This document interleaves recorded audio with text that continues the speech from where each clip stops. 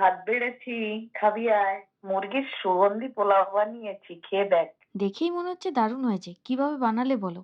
মাংসের মধ্যে প্রথমে গন্ধরাজ লেবুর খোসা, গন্ধরাজ লেবুর রস, টক দই, রসুন বাটা, আদা বাটা, মরিচ গুঁড়ো, জিরে গুঁড়ো, সাদা তেল ম্যারিনেট করে ৩-৪ ঘন্টা ফ্রিজে রেখে দিয়েছি। প্রেসার কুকারে সাদা তেল গরম করে তাতে জিরে, গোলমরিচ, এলাচ, কাঁচা লঙ্কা, ছোলার ডাল আর কয়েকটা কারি পাতা ফোড়ন দিয়ে পেঁয়াজ ভেজে ম্যারিনেট করে রাখা মাংস কষে অল্প ধনে গুঁড়ো আর বাসমতি চাল দিয়ে স্বাদমতো নুন আর পরিমাণ মতন জল দিয়ে কাঁচা লঙ্কা, লেবু পাতা আর অল্প চিনি দিয়ে একটা সিটি দিয়ে গ্যাস বন্ধ করে রেখে দিলেই হবে।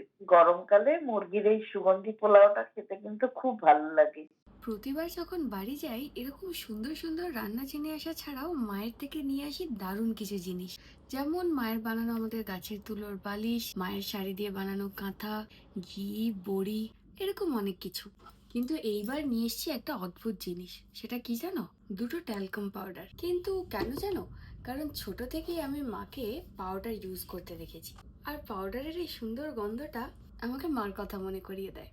সিঙ্গাপুরের বাড়িতেও যখন এই পাউডারের গন্ধটা পাই মনে হয় মা এখানেই আছে। খুকুমনির আলতা সিঁদুর তো আমরা ছোট থেকেই আমাদের বাড়িতে দেখেছি, সেটা তো নতুন কিছু নয়। তবে মা বললো এখন খুকুমনির এরকম লিকুইড সিঁদুরও পাওয়া যায়। এই দুটোই হচ্ছে খুকুমনির পাউডার। এমনিতেই পাউডারটা মাখলে খুব ফ্রেশ ফিল হয় আর হিট র্যাশেসও কমে যায়। এই পাউডারটা তো ভীষণ কুলিং আর রিফ্রেশিং। এরকম পুরোনো দিনের ব্র্যান্ডের জিনিস ইউজ করতে আমার ভীষণ ভালো লাগে। খুকুমনির এই লিকুইড সিঁদুরটা যখন থেকে মা দিয়েছে রোজ পড়ছি।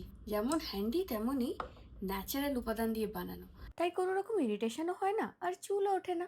সত্যি কিভাবে যে সবসময় মায়ের থেকে পাওয়া জিনিসগুলোই সব থেকে ভালো হয় জানি না। খুকুমনির প্রোডাক্ট এখন অনলাইনেও কেনা যেতে পারে, আমি লিংক দিয়ে দেবো, তোমরা অবশ্যই দেখে নিও।